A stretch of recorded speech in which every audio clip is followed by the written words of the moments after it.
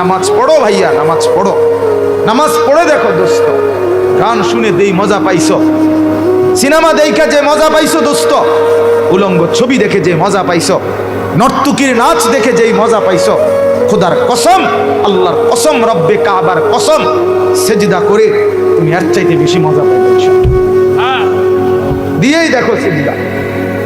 আল্লাহকে ডাইকা দেখো না 15 দিন, আল্লাহকে ডাইকা দেখো না 3 দিন দাওয়াত ও তাবলীগের মেহনতে।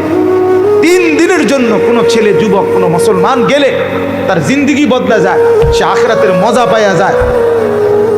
40 দিনের জন্য কেউ আল্লাহর রাস্তায় বের হলে মাত্র 40 দিনে জিন্দেগির মজা পাওয়া যায়, আখিরাতের মজা পাওয়া যায়, চেহারার রং বদলায়া যায়, আখলাক বদলায়া যায়।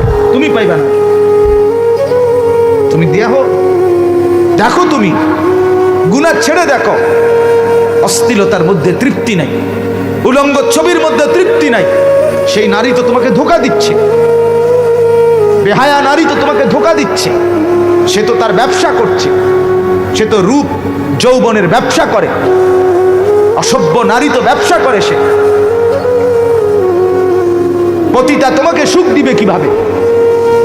অসভ্য নারী তোমাকে সুখ দিবে কিভাবে, আনন্দ দিবে কিভাবে?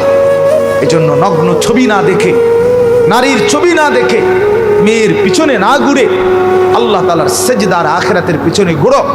ইনশাআল্লাহ দুনিয়াও সুন্দর হবে, আখিরাতও সুন্দর হবে। আল্লাহ তাআলা প্রত্যেকটা যুবক ছেলেকে তৌফিক দান করেন, হিম্মত দান করেন, কলিজা ভরা মহব্বত দান করেন।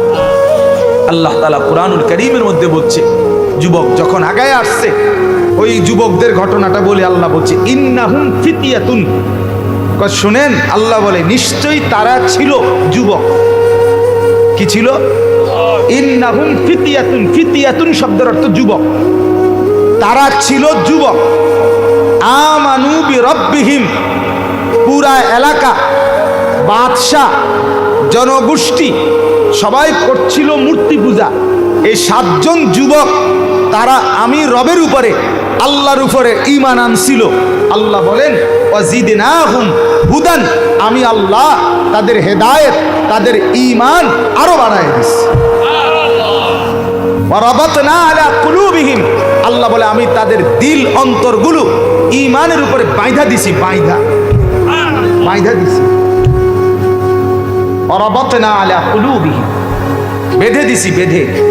যা আমি মাওলা সিল মেরে দিলাম, আর ঈমান নড়বে না। দুশ্মন নড়ে যাবে, বেঈমান হেরে যাবে, বেঈমান হেরে যাবে। 300 বছর পরে ঘুম থেকে জেগে ওই বেঈমান নাই, কিন্তু তারা তখনও জেগেছিল, বাইচা ছিল।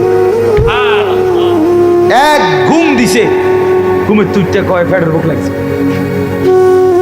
আমার কিও কয়। কি মজার কাহিনী! এটাই তাফসীর হওয়া।